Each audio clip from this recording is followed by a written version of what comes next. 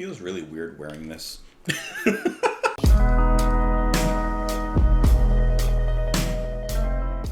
What's going on, guys? Welcome back to the channel. Hope that you're having a fantastic day. I need a tan. Oh my god. Today we're listening to Brian Eno and David Byrne with their song The Jezebel Spirit. This is off of their album My Life in the Bush of Ghosts, which was released as soon as I pulled it up in 1981. We've talked about it recently, but this is a really nice album so far. And apparently this song is one that you guys have been really looking forward to. So your excitement makes me excited. So hopefully we're all excited to listen to The Jezebel Spirit. Yeah, I'm wearing a tank top. And listen, I don't wear tank tops at all. Like, I've never, ever worn a tank top actually in my life. This is the first time, like, you know, obviously it's the first time I'm here on camera, but like in the past 2 days, this is the first time I've worn a tank top. It's not bad. It's not bad. I understand it. My wife really wanted me to try it, so I figured, okay, I'll buy a few tank tops and I'll try it out. So I feel like I need to work out now, though. Let's get into the music. Hope you're having a lovely day. Thank you, as always, so much for being here. This is The Jezebel Spirit by Brian Eno and David Byrne.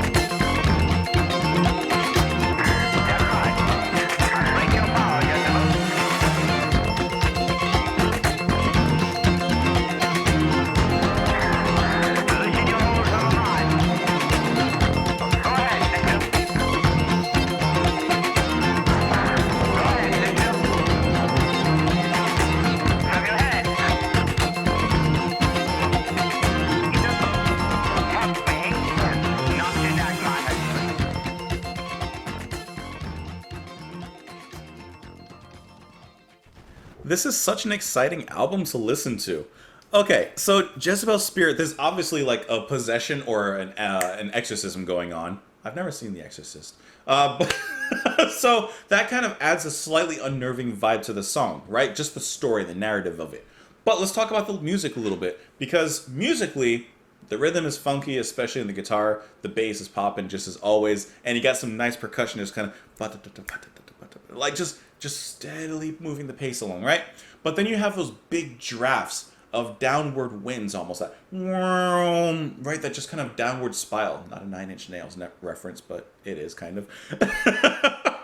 And I like that because amongst this really rhythmic paradise you got those little shadows lurking in the corners, kind of like someone who's possessed, right? They look normal on the outside, and then on the inside, there's some stuff going on. Speaking of which, during the actual ritual, you have some extra sound effects. Oh, I just blew out the microphone. You have some extra sound effects that come in. So that's when those extra like little bass thumps or percussion thumps, like those come in. And that's really cool because at least in my mind, kind of going along with like the lyrics here, it kind of sounds like something is trying to get out of you. Like something's knocking on the door, but the door is to try to get out. So that's really cool, just the way that like it's affected. And let me pull up ahead to that part here. Let's see, it's a little further in right here. There you go. Hear it? I like that. The music kind of comes down just a little bit. That guitar riff that's there in the beginning is no longer present. It's changed. That is really cool. And you have some synth, it seems like, that kind of is sprinkled in at certain moments, which almost sounds, well, going along with the story at least, maybe like, I don't know, something trying to get out, I guess. I don't know. The music is kind of matching what I think and I perceive the narrative to be. And I think that that's what they were going for. Can I say, also, as a side note, I would have loved to have seen, like, Byrne and Eno in the studio or wherever they, were writing and recording and just putting it all together.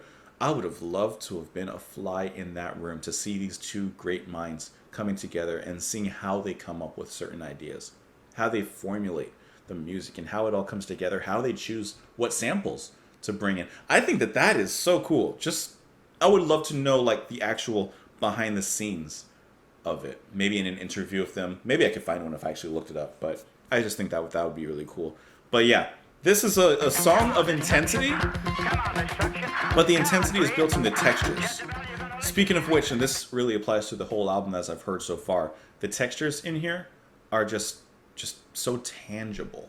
It's almost like you can reach out and touch them if they weren't audio. But yeah, this is a great track. Let's get into the lyrics here. So we're getting an exorcism being performed. It says, "Do you hear voices? You do, so you are possessed.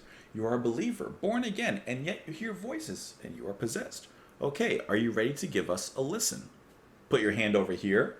Okay, sister, you have a Jezebel spirit within you. You have a spirit of grief, a spirit of destruction." He repeats that. "I bind you with chains of iron. I bind you out of that bounded heaven. Loosen your hold and come out of her now." So he's actually performing the ritual at that point. "It's no good, our sister. Out, out, Jezebel, come out."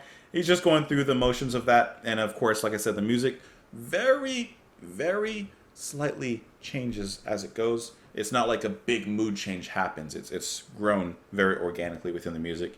And then at the end, he says, "That's right, I break your power, Jezebel. Loosen your hold on her mind. Go ahead, sister. Go ahead, sister. Use your head." That was easy.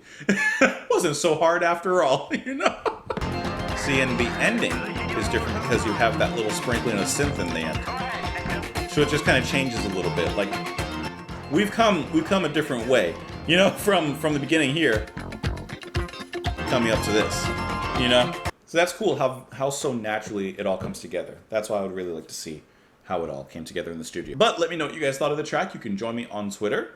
You can definitely let me know in the comments. You can say hi. You can reply. You could just go by. But I hope you come back tomorrow. I didn't have a rhyme for that one. And have a great day, guys. I'll talk to you tomorrow. Bye.